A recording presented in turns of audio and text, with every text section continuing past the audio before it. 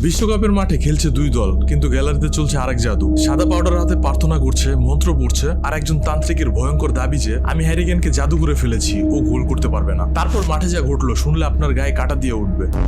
বিশ্বকাপে 34তম match England আর ঘানার, আর কাগজে কলমে ইংলিশরা অনেক এগিয়ে। কিন্তু ম্যাচ শুরু হওয়ার আগেই ব্রিটিশ মিডিয়া একটা চমকে দেওয়ার মতন খবর আসে। ঘানার কুখ্যাত তান্ত্রিক গুয়াকু ঘনচাম দাবি করেছেন যে তিনি ইংল্যান্ডের অধিনায়ক হ্যারি কেনের উপর এমন কালো জাদু করেছেন যে যার ফলে এই ম্যাচে কোনোভাবেই গোল করতে পারবেন না কেন। শুনে অনেকেই হেসেছিল, কিন্তু মাঠের খেলা শুরু হতেই সবার হাসি থেমে গেল।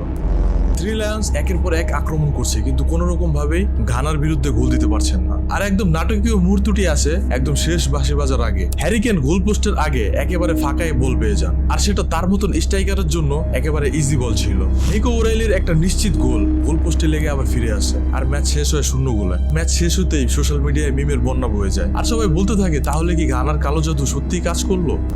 আর মজার বিষয় হলো একসময় আফ্রিকায় প্রতিটা ফুটবল দলেই একটা করে তান্ত্রিক থাকতো, যেমন ইউরোপের দলগুলোতে থাকে ফিজিওথেরাপিস্ট। এই প্রথা এত বেশি ছড়িয়ে পড়েছিল যে আফ্রিকার ফুটবল অ্যাসোসিয়েশন বাধ্য হয়ে এটা নিষিদ্ধ করে দেয়। কিন্তু আড়ালে আবডালে এটা চর্চা এখনো চলছে।